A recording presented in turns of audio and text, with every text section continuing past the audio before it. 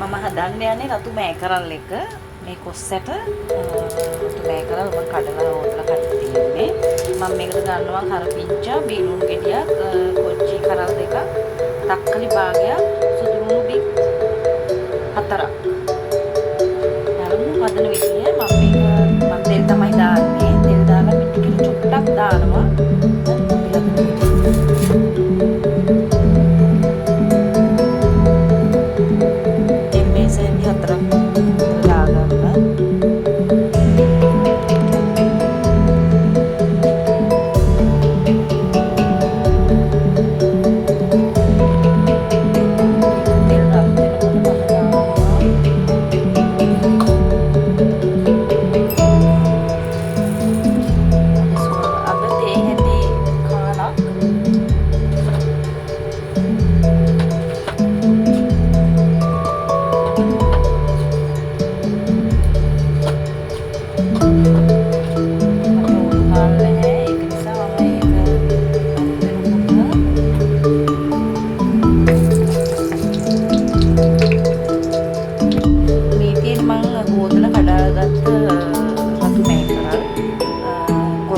කොස්සට මං 10ක් විතර අරගෙන තියෙනවා තලලා හොදලා බීගුණු ගෙඩියක් කරපිංචා සුදුලුණු පික් 4ක් තක්කලි භාගයක් කොච්චි කරල් දෙකක් මං තෙල් මේසෙදි 4ක් විතර දාගත්තා. ඒකට අපි මේසෙදි කාලා අපි තේ ඇති කාලා දාගත්ත. දැන් ඒක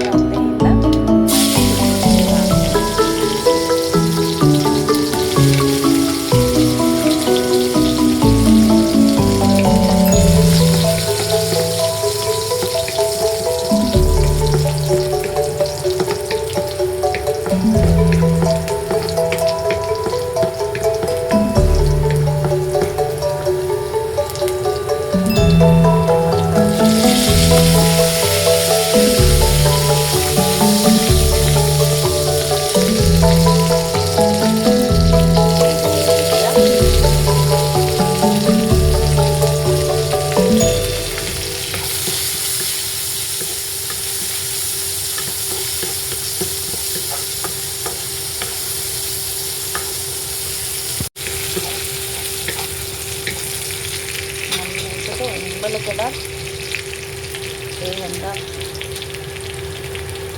බදා ගන්නවා.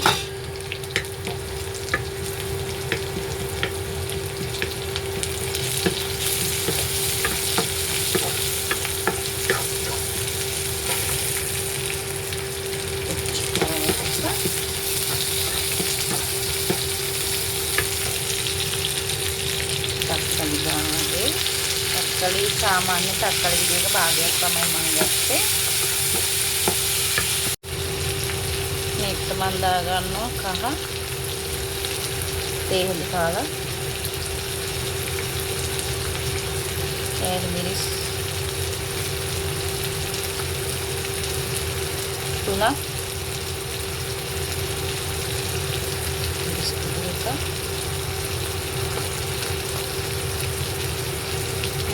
අමුතුල පාගුරු චූට්ටක් තේ හැටි කාලකටත් අඩුවෙන් තමයි මම දාගත්තේ. ගින්දර අඩු කරලා මේක පොඩ්ඩක් කලවම් කරගන්න ඕනේ. කොච්චි දාලා නිසා මේක මාර සුවඳයි. මම දැන් මේකට කොස්සක් ටික දාලා චූටි වෙලාවක් වහලා තියනවා.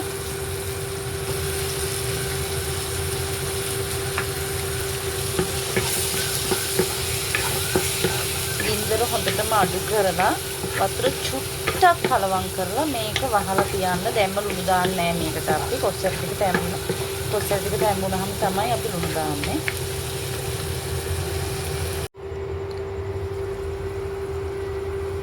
මගේ කොස්සර් ටික තැම්බිලා තියෙන්නේ.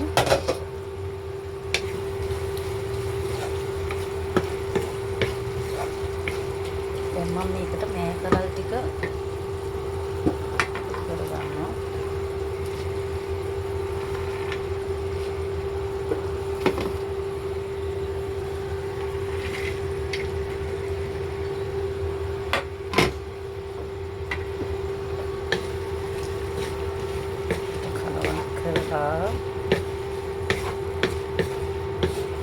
මද ගින්නේ විනාඩි 10ක් තියන්න. මද ගින්නේ තියන්න අනිවාර්යයෙන්ම විනාඩි 10ක්. ගින්දර ගොඩක් දාගන්න එපා. එතකොට මේකරල් ටික චප්ප වෙනවා වගේ.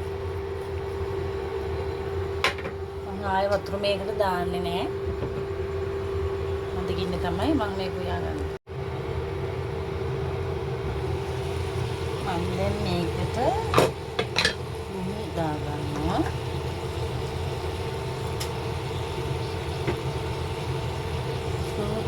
මුහු තේ හැඳි එකයි කාල් තේ හැඳයි චුට්ටක් දාගන්නවා. තව විනාඩි 5ක් විතර මම මේක වහලා තියෙනවා. මේක හරිම සුවඳයි. දැන් මම කොච්චි දාපු නිසා තවත් සුවඳයි. රසත් එහෙම ඔයාලා අනිවාර්යෙන් මේ විදිහට හදා බලන්න. රතු මේකරල් කොස් එක දාලා, රතු මේකරල් විතරක් නෙමේ අපේ සුදු මේකරලුත් කොස් එක දාලා හදලා බලන්න. පට්ට රසයි. මගේ මේකරල් ටික දැන් තැම්බිලා තියෙනවා. මම මේකට එක අපි පාවිච්චි කරන්නේ පොල් කිරි පැකට් තමයි මේ. අපිට පොල් කාලා මේ පාවිච්චි කරන්න බෑ. ඉරගෙන හොයන්න ඒක කරන්න බෑ. මගේ මේකරල් ටික දැන් තැම්බිලා තියෙන මේකරල් ටික මම මේකට පොල් කිරි කෝප්ප කාලටත් අඩුවෙන් තමයි දැම්මේ. මේ වලට පේන ඇති මේ නිකන් දැවටෙන්න වගේ තමයි මම මේක දාගත්තේ. මේක වහන්නේ නැතුව ඇරලා විනාඩි 3ක් 4ක් තියන්න.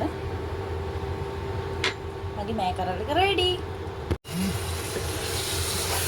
ආරට පේනවනේ කිරි නෑ, පොල් කිරියක් නැහැ. මම කියන්නේ මේක හින්දෙන්න තමයි හැදුවේ. දැන් මේකරල් එක ලෑස්ති.